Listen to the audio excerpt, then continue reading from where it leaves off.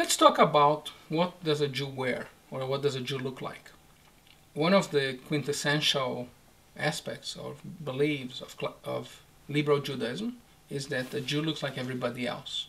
The early creators of the Reform movement said that you should be a man, a person in the street, and a Jew at home. That we don't seek to differentiate ourselves in any way. Here in North America, we are Americans like everybody else.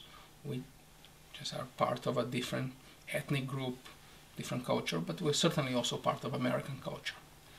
There are, however, certain clothing that are considered to be traditional in Judaism. The Bible specifically says in Numbers chapter 15, verse 37, it says, "And the Lord spoke to Moses, saying, Speak unto the children of Israel, and bid them that they make them fringes in the borders of their garments throughout their generations. They put upon fringes of the borders a riband of blue. And it shall be unto you for a fringe, and they may look upon it, and remember all the commandments of the Lord, and do them, that you should not seek after your own heart and your own eyes, after which," etc., etc. And so, it was customary for Jews to wear clothes with 4 fringes in their garments. We have abandoned that practice. However, during prayer, Jews use a tallit. A tallit is basically, the tallit is this, it's a prayer shawl. However, what's important about the tallit are in fact the fringes. And the fringes are, as the Bible says, a reminder of the commandments. When one puts a tallit has in the back, this area is called atara. It's the part that goes around your neck. And you can wear a tallit in many different ways. There's a blessing. One says before putting on the tallit, which is Baruch atah Adonai Eloheinu melech haolam, shekidishanu b'mitzvotav v'tzivanu lehitatef batzitzit. We praise you, eternal God, ruler of the universe, who sanctifies us with commanded us to put the tzitzit around us. And you put it like this. Traditionally, if you have a large tallit, the best way would be to take the end and like this, get it around, so then it doesn't fall. And from the back, it looks like this. Another way of wearing the tallit, and it would be harder, this one would be to make it like a stole, like this. And as liberal Jews, we see the usage of a tallit as optional, but for those who want to use it and who add something to their lives, they can do it. This tallit will be hard because it's very large. If you have a smaller tallit, you can wear it more or less just like this. Okay.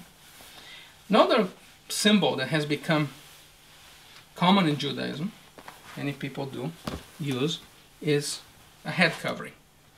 And even though there is some writing in the Talmud of a certain rabbi who would refuse to walk more than a certain distance without he has his head covered in honor of the divine presence, the reality is that the usage of a kippah or a yarmulke is something fairly modern in Judaism.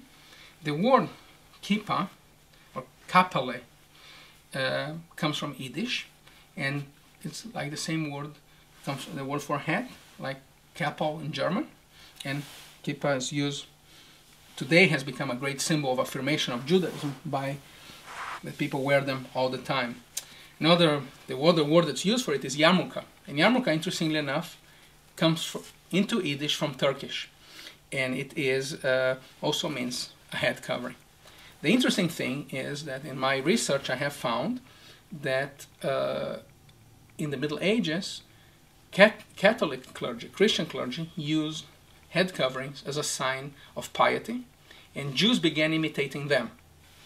And ever since, they have mostly abandoned it, other than we see the Pope and cardinals wearing head coverings, but most normal Christian clergy don't wear it anymore, but Jews have taken it over. So, albeit it's a sign of Jewish piety and identification, it does not come from the Torah, it's not mandated, and it's a fairly, I would say, modern practice in Judaism that comes from the Middle Ages. I contend that one does not need to be a Jew. You really need to be a Jew, not to dress like a Jew. It's not about the outside, it's about its inside. And one shows one's Judaism mostly by one's actions, not by how one dresses. Another unique thing is people tend to identify Jews with mostly Hasidic Jews who wear garments who come from Eastern Europe from the 17th, 18th century. And albeit I'm very happy for them to dress any way they want, whatever way they find appropriate, that does not define what Judaism is. You know, a Jew can wear any way they want, dress any way they want, and still be Jewish.